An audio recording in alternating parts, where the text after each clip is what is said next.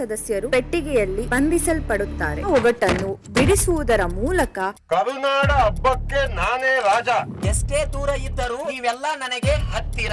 Number lock ಅನ್ನು ತೆರೆದು ಅವರನ್ನು ಬಂಧ ಮುಕ್ತರಾಗಿಸಬೇಕು. ಹಸಿರಿದೆ ಕಾಡಲ್ಲ. ಚೀಟಿ ಇಲ್ಲ, ಅದಕ್ಕೆ ಟೆನ್ಷನ್ ಆಗ್ತಿದೆ. ಬರ್ತಾ ಇದ್ದೀನಿ, ಸಿಕ್ತು.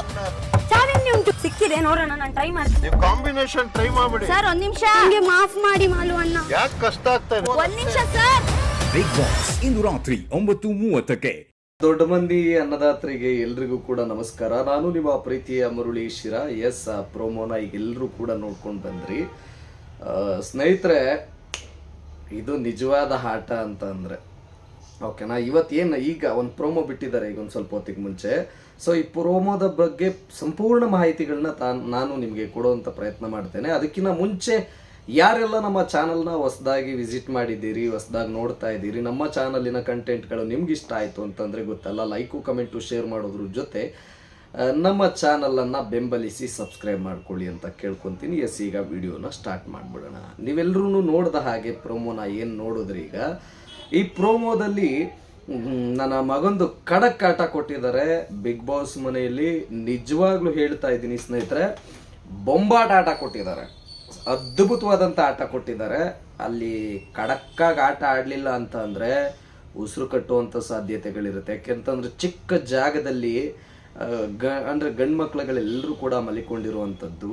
ಈಗ ಅವರ ಆಟ ಮತ್ತು ತಾಕತ್ತು ಟ್ಯಾಲೆಂಟನ್ನು ಈಗ ತೋರಿಸಿ ಹೆಣ್ಮಕ್ಳುಗಳು ಓಕೆನಾ. ಏನು ಅಶ್ವಿನಿ ಅವರಾಗ್ಬೋದು, ರಾಶಿಕ್ ಅವರಾಗ್ಬೋದು, ಅಥವಾ ರಕ್ಷಿತ್ ಅವರಾಗ್ಬೋದು, ಈಗ ಜಸ್ಟ್ ಅವ್ರು ಕೊಡುವಂಥ ಕ್ಲೂನ ಇಟ್ಕೊಂಡು ಈಗ ನಿಮ್ಮ ತಾಕತ್ತು, ನಿಮ್ಮ ಆಟವನ್ನು, ನಿಮ್ಮ ಬುದ್ಧಿಯನ್ನು, ನಿಮ್ಮ ಟ್ಯಾಲೆಂಟ್ ಏನಿದೆ, ಎಷ್ಟಿದೆ ಅನ್ನೋದನ್ನು ತೋರಿಸಿ. ಗಂಡ್ಮಕ್ಳು ಪ್ರಶ್ನೆ, ಗಂಡ್ಮಕ್ಳು ಪ್ರಾಣದ ಉಳಿವು ಅಳಿವಿನ ಪ್ರಶ್ನೆ ಆಗಿದೆ ಇದು ಇವತ್ತಿಂದು. ನಿಜವಾಗ್ಲೂ ಖಡಕ್ ಆಟ, ಮತ್ತು ಮೈನ ಜುಮ್ ಅನ್ನಿಸ್ಬಿಡುತ್ತೆ ವೀಕ್ಷಕರೇ. ಸಾಮಾನ್ಯವಾಗಿ ನಾನು ಹೇಳ್ತಾ ಇಲ್ಲ, ಮೈನ ಜುಮ್ ಅನ್ಸುವಂಥ ಆಟ ಇದು. ನೋಡುಗರಿಗೆ ಅಂದರೆ ಲೈಕ್ ಒಬ್ಬೊಬ್ರಿಗೆ ಒಂದೊಂಥರ ಭಾವನೆಗಳು ಬರ್ಬೋದು, ನಾನು ಅದ್ರ ಬಗ್ಗೆ ಮಾತಾಡ್ತಾ ಇಲ್ಲ. ಆದರೆ ಈ ಆಟ ಇದೆಯಲ್ಲ, ಅಷ್ಟು ಸಾಧಾರಣವಾಗಿ ಮಾತ್ರ ಯಾರೂ ಥಿಂಕ್ ಮಾಡೋದಕ್ಕೆ ಹೋಗಬೇಡಿ. ಅಷ್ಟು ಸಾಧಾರಣವಾದಂಥ ಆಟ ಅಲ್ವೇ ಅಲ್ಲ ಸ್ನೇಹಿತರೆ. ಯಾಕೆ ಅಂತಂದ್ರೆ ಅಷ್ಟು ಭಯಂಕರವಾಗಿದೆ ಈ ಆಟ. ಇದು ಸುಮಾರು ಹಿಂದಿ ಮತ್ತು ಬೇರೆ ಬೇರೆ ಲ್ಯಾಂಗ್ವೇಜ್ಗಳಲ್ಲೆಲ್ಲ ನೋಡಿರ್ಬೋದು ತಾವು. ಅಂದರೆ ಈ ಆಟದ ಒಂದು ಇದನ್ನೆಲ್ಲ ನೋಡಿರ್ತೀರಿ ಎಲ್ಲರೂ ಕೂಡ. ಸಾಧಾರಣವಾಗಿಲ್ಲ ಸ್ನೇಹಿತರೆ, ಸಾಧಾರಣವಾಗಿಲ್ಲ ಇದು. ಏನೊಂದು ಪೆಟ್ಟಿಗೆಯಲ್ಲಿ ಲಾಕ್ ಆಗಿರ್ತಾರೆ, ಆ ಲಾಕನ್ನು ತೆಗೆದು ಇವ್ರು ಕೀ ತೆಗಿಯೋದು ಇದೆಯಲ್ಲ, ಅದಿಷ್ಟು ನಿಮಿಷ ಅಂತ ಇರುತ್ತೆ. ಅದರಲ್ಲಿ ಆಕ್ಸಿಜನ್ ಹಿಂಗೆ ಸಪ್ಲೈ ಆಗುತ್ತೆ. ಆಕ್ಸಿಜನ್ ಸಪ್ಲೈ ಆಗಲಿಲ್ಲ ಅಂತಂದರೆ ಹುಡುಗರ ಪ್ರಾಣದ ಕತೆ ಏನಾಗ್ಬೋದು. ರಘುವರಾಗ್ಬೋದು, ರಘುವರು ಫಸ್ಟೇ ಜಿಮ್ ಬಾಡಿ ಬಿಲ್ಡರು. ಸೊ ಉಸಿರನ್ನ ಬಿಗಿಯಾಗಿ ಇಟ್ಕೊಳ್ಳೋದು ಭಾಳ ಕಷ್ಟ ಇದೆ. ಅಂದರೆ ಬಿಗಿಯಾಗಿ ಇಟ್ಕೋ ಅಂತಾರೆ ಜಿಮ್ ಬಾಡಿ ಬಿಲ್ಡರ್ಸ್ ಎಲ್ಲರೂ, ಆದರೆ ತುಂಬ ಕಷ್ಟ ಇರುತ್ತೆ. ಆ ಒಂದು ಚಿಕ್ಕ ಸ್ಪೇಸ್ನಲ್ಲಿ ರಘುವರಿಗೆ ದೊಡ್ಡ ಜಾಗ ಬೇಕು, ಬಟ್ ಆ ಚಿಕ್ಕ ಸ್ಪೇಸ್ನಲ್ಲಿ ಭಾಳ ಸರ್ವೈವ್ ಆಗೋದು ಭಾಳ ಕಷ್ಟ ಇದೆ. ಇನ್ನು ಮಾಡೋರು ಅಂತ ಬಂದಾಗಲೂ ಅಷ್ಟೇ, ಹಳ್ಳಿ ಪ್ರತಿಭೆ ಆಗಿದ್ರೂ ಕೂಡ ಅಷ್ಟು ಸುಲಭ ಇಲ್ಲ ಈ ಒಂದು ಆಟ. ಅಷ್ಟು ಸೀರಿಯಸ್ ಆಗಿ ಹೇಳ್ತಾ ಇದ್ದೀನಿ, ಅಷ್ಟು ಸುಲಭದ ಆಟ ಅಲ್ಲವೇ ಅಲ್ಲ ಇದು.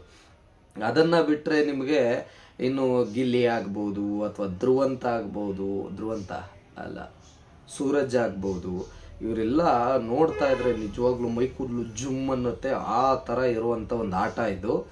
ಸೊ ಈಗ ಗೊತ್ತಾಗುತ್ತೆ ಹೆಣ್ಮಕ್ಳು ತಾಕತ್ತು, ಹೆಣ್ಮಕ್ಳು ಆಟ, ಇನ್ನೊಂದು ಮತ್ತೊಂದೆಲ್ಲ ಈಗ ಗೊತ್ತಾಗುತ್ತೆ. ಈಗ ಅವ್ರು ಏನು ಆಡ್ತಾರೆ, ಏನು ಬಿಡ್ತಾರೆ ಅನ್ನೋದು ನೋಡಬೇಕಾದಂಥ ವಿಚಾರ. ಯಾಕೆಂದರೆ ಇದೇನೋ ಸುಮ್ಮನೆ ಏನೋ ಒಂದು ಮಾಡೋದು, ಏನೋ ಒಂದು ಬಿಡೋದು, ಅದೇ ಬೇರೆ ಪ್ರಶ್ನೆ, ಅದು ಬೇರೆ ಆಟ. ಇದು ಕೀ ಅವ್ರು ಏನಾದ್ರೂ ಇವ್ರು ಕೊಟ್ಟಂಥ ಕ್ಲೂನ ಅಚ್ಚುಕಟ್ಟಾಗಿ ಗಮನಿಸಿ ಹುಡುಕ್ದಂಗಿದ್ರೆ ಏನು ತಮಾಷೆ ವಿಷಯ ಅಂದ್ಕೊತಾ ಇದ್ದೀರಾ ಸ್ನೇಹಿತರೆ. ಹುಡುಗರು ಪ್ರಾಣಗಳ ಜೊತೆ ಆಟ ಆಡ್ತಾ ಇದ್ದಾರೆ ಬಿಗ್ ಬಾಸು. ಆಟ ಓಕೆ, ವೆಲ್ ಆ್ಯಂಡ್ ಗುಡ್, ಮಸ್ತ್ ಆಟ ಇದು. ಬಿಗ್ ಬಾಸಿನ ಇತಿಹಾಸದಲ್ಲಿ ಈ ಥರ ತುಂಬ ಕಮ್ಮಿ ಕೊಟ್ಟಿದ್ದು ನಮ್ಮ ಕನ್ನಡ ಬಿಗ್ ಬಾಸ್ನಲ್ಲಿ. ಈ ಥರ ಕೊಟ್ಟಿದ್ದು ತುಂಬ ವಿರಳ. ಈ ಒಂದು ಟಾಸ್ಕು ನಿಜವಾಗ್ಲೂ ಸ್ವಲ್ಪ ಮಿಸ್ ಆಯಿತು ಅಂದರೆ ಪ್ರಾಣ ಹೋಗುವಂಥದ್ದು ಆಗುತ್ತೆ, ಅಸ್ವಸ್ಥರಾಗುವಂಥದ್ದಾಗತ್ತೆ, ಬೇರೆ ಬೇರೆ ಆಗಬಹುದು ಓಕೆನಾ. ಯಾರಿಗೂ ಏನೂ ಆಗದೇ ಇರಲಿ ಅಂತಲೇ ಎಲ್ಲರೂ ಕೇಳ್ಕೊಳ್ಳೋಣ. ಯಾರಿಗೂ ಏನೂ ಆಗದೇ ಇದ್ರೇ ತುಂಬ ಒಳ್ಳೆಯದು. ಆದರೆ ನಿಜವಾಗಲೂ ಏನಾದರೂ ಒಂದು ಹೆಚ್ಚು ಕಮ್ಮಿ ಆಗಿಬಿಟ್ರೆ ಅವ್ರ ಮನೆಯವ್ರಿಗೆಲ್ಲ ಹೆಂಗೆ ಉತ್ತರ ಕೊಡ್ತಾರೆ ಇವರು, ಏನು ಕತೆ. ನಿಜ ಒಂಥರ ಜೀವ ಡಕ ಡಕ ಅಂತ ಐತೆ. ಏಕೆಂದರೆ ಎಲ್ಲ ಅಲ್ಲಿ ಗಂಡು ಮಕ್ಳು ಏನಿದ್ದಾರೆ ಎಲ್ಲರೂ ಮಿಡಲ್ ಕ್ಲಾಸ್ ಪೀಪಲ್ಸ್ಗಳೇ, ಯಾರೇನು ದೊಡ್ಡ ಶ್ರೀಮಂತರಂತ ಯಾರೂ ಇಲ್ಲ ಅಲ್ಲಿ. ಗಂಡು ಮಕ್ಳುಗಳು ಆಲ್ಮೋಸ್ಟ್ ಬಿಗ್ ಬಾಸ್ನಲ್ಲಿರೋರು. ಇನ್ನು ಹೆಣ್ಮಕ್ಳುಗಳು ಸ್ಟ್ರಾಂಗ್ ಆಗಿ ಅಂದರೆ ಸ್ವಲ್ಪ ಐಫೈ ಜೀವನ ಮಾಡಿರೋವಂಥವ್ರು ಇದ್ದಾರೆ ಆಯಿತಾ. ಗಂಡು ಮಕ್ಳುಗಳು ತುಂಬ ಒಂದು ಮಿಡಲ್ ಕ್ಲಾಸ್ ಪೀಪಲ್ಸು ಅಥವಾ ಒಂದು ಅವರೇಜ್ ಲೆವೆಲಿಗೆ, ಅಂದರೆ ನಾನು ಸೆಟಲ್ಡ್ ಗುರು ಅನ್ನೋ ಥರದಲ್ಲಿದೆ. ಸೆಟಲ್ಡ್ ಅನ್ನೋ ಒಂದು ಗಂಡು ಮಕ್ಕಳು ಅಲ್ಲಿ ಯಾರೂ ಇಲ್ಲ. ಅವ್ರ ಮನೆ ಮಠ ಸಂಸಾರ ಜಂಜಾಟಗಳನ್ನ ನೋಡ್ಕೊತ ಇರೋದ್ರಲ್ಲಿ ಸ್ವಲ್ಪ ಇಷ್ಟೋ ಮಿಕ್ಕದ್ರಲ್ಲಿ ಅವ್ರ ಜೀವನಗಳನ್ನ ನಡೆಸ್ತಾ ಇರ್ತಕ್ಕಂಥದ್ದು ಆಗ್ತಾ ಇರುತ್ತೆ. ಆದರೆ ಈ ವಿಚಾರದಲ್ಲಿ ಇದೆಯಲ್ಲ ಸಾಧಾರಣ ಅಲ್ಲ. ದಯವಿಟ್ಟು ಹೆಣ್ಮಕ್ಳುಗಳಿಗೆ ನಾನು ಕಳಕಳಿಯಿಂದ ಪ್ರಾರ್ಥನೆ ಮಾಡ್ಕೊಳ್ಳೋವಂಥದ್ದು, ಇದರಲ್ಲಿ ಗಂಡು ಮಕ್ಕಳನ್ನ ಬಿಟ್ಕೊಂಡು ಕೊಡುವಂಥದ್ದನ್ನು ಮಾಡಬೇಡಿ. ಗಂಡು ಮಕ್ಕಳನ್ನ ಎಲ್ಲೋ ಬಿಸಾಕುವಂಥದ್ದು ಮಾಡಬೇಡಿ, ಅಥವಾ ನಿಮ್ಮ ಒಂದು ದಡ್ಡತನದಿಂದ ಗಂಡು ಮಕ್ಕಳು ಜೀವ ಹೋಗಂಗೆ ಮಾಡಬೇಡಿ. ಯಾಕೆಂತಂದರೆ ಎಲ್ರಿಗೂ ಅವ್ರವ್ರದೇ ಆದಂಥ ಲೈಫ್ ಐತೆ. ಆಟ ಬೇರೆ ಮತ್ತು ಬೈಗುಳ ಮತ್ತೊಂದು ಅದು ಬೇರೆ ಕಡೆಗಿಡಿ, ಓಕೆನಾ. ಗಂಡು ಮಕ್ಕಳು ಜೀವನ ಒಂದು ಪ್ರಾಣಗಳ ಜೊತೆ ಯಾರೂ ಆಟ ಆಡುವಂಥದ್ದು ದಯವಿಟ್ಟು ಮಾಡೋದಕ್ಕೆ ಹೋಗ್ಬೇಡಿ. ದಯವಿಟ್ಟು ಆದಷ್ಟು ಬೇಗ ಕೀಸ್ನ ಹುಡುಕ್ಬಿಟ್ಟು ತಾವು ಗಂಡು ಮಕ್ಕಳನ್ನ ಸೇಫ್ ಮಾಡುವಂಥದ್ರಲ್ಲಿ ಮುಂದೆ ಬನ್ನಿ ಅಂತ ಕೇಳ್ಕೊತೀನಿ. ಯಾಕೆಂದರೆ ಇದು ಸಾಧಾರಣವಾದಂಥ ವಿಚಾರ ಅಂತೂ ಖಂಡಿತವಾಗಿ ಅಲ್ಲ. ಏನೋ ಒಂದು ಸ್ವಲ್ಪ ಹಿಂದು ಮುಂದೆ ಮಾಡೋದಕ್ಕೆ ಹೋಗಿದ್ದಾರೆ ಅಂತಂದರೆ ಇನ್ನೊಂದು ಇನ್ನೊಂದೇನೋ ಆಗೋಗ್ಬಿಡತ್ತೆ ಇಲ್ಲಿ, ಓಕೆನಾ.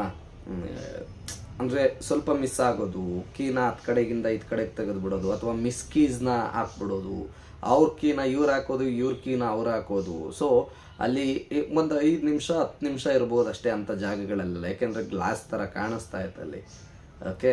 ಅಮ್ಮಮ್ಮ ಅಂದರೆ ಏನೋ ಹಳ್ಳಿಗಳಿಂದ ನೋಡ್ಕೊಂಬಂದಿರೋರು ಒಂದು ಅರ್ಧ ಗಂಟೆ 1 ಗಂಟೆ ಇರ್ಬೋದು. ಆದರೆ ನಿಮ್ಗಲ್ಲಿ ಕೀಸ್ನೆಲ್ಲ ಅವ್ರು ಅಷ್ಟು ಈಸಿಯಾಗಿ ಹೇಳ್ತಾ ಇದ್ದಾರೆ, ಓಕೆನಾ. ಅದನ್ನು ಅರ್ಥ ಮಾಡಿಕೊಂಡು ತಾವುಗಳು ದಯವಿಟ್ಟು ಆದಷ್ಟು ಬೇಗ ಹುಡುಕಿ ಆ ಕೀನ ಅವ್ರನ್ನ ಸೇಫ್ ಮಾಡುವಂಥದ್ದನ್ನು ಮಾಡಿ. ಇದು ನಿಮ್ಗೆ ನಿಜವಾಗ್ಲೂ ಎಲ್ಲ ಬಿಗ್ ಬಾಸ್ನಲ್ಲಿರ್ತಕ್ಕಂಥ ಎಲ್ಲ ಹೆಣ್ಮಕ್ಳುಗಳಿಗೂ ಕೂಡ ಇದು ಒಂದು ಇದೇ ಆಗುತ್ತೆ, ಒಂದು ಇತಿಹಾಸನೇ ಅಂದ್ಕೊಂಡ್ಬಿಡ್ರಿ. ಇದು ಅವ್ರ ಪ್ರಾಣಗಳನ್ನ ಕಾಪಾಡಿದಂಥದ್ದು ಇರುತ್ತೆ, ಅಥವಾ ಅವ್ರಿಗೆ ಒಂದು ಮರು ಜೀವ ಕೊಟ್ಟಂಥದ್ದಾಗಿರುತ್ತೆ. ಅಷ್ಟು ಸುಲಭದ ಆಟ ಅಂತೂ ಖಂಡಿತವಾಗಿ ಅಲ್ಲ. ಅದಕ್ಕೋಸ್ಕರ ನಾನು ಮತ್ತೆ ಒತ್ತಿ ಹೇಳ್ತಾ ಇದ್ದೀನಿ. ಇದನ್ನು ಕಣ್ಣಾರೆ ನಾನು 2-3 ಜಾಗದಲ್ಲಿ ನೋಡಿರೋದ್ರಿಂದ ಭಯ ಹುಟ್ಟಾಕತ್ತೆ. ಈಗ ನೀರಿನಲ್ಲಿ ನಾನು ಸುಮ್ಮನೆ ಒಂದು ಕ್ವಶನ್ಸ್ ಕೇಳ್ತೀನಿ ಎಲ್ರಿಗೂ. ನೀರಿನಲ್ಲಿ ಅಂತ ಬಂದರೆ ಅಮ್ಮಮ್ಮ ಅಂದರೆ ಒಂದು 5-10 ನಿಮಿಷ ಉಸಿರಾಡ್ದಂಗೆ ಇರ್ಬೋದ? 5 ನಿಮಿಷ ಅಷ್ಟೇ, ಹೈಯೆಸ್ಟ್. ಅದು ಆಗೋದೇ ಇಲ್ಲ, ಅದು ಸಾಧ್ಯವೇ ಇಲ್ಲದೆ ಇರೋವಂಥ ಮಾತು. 5 ನಿಮಿಷನೇ ತುಂಬ ಕಷ್ಟದಲ್ಲೇ ಆಗುತ್ತೆ.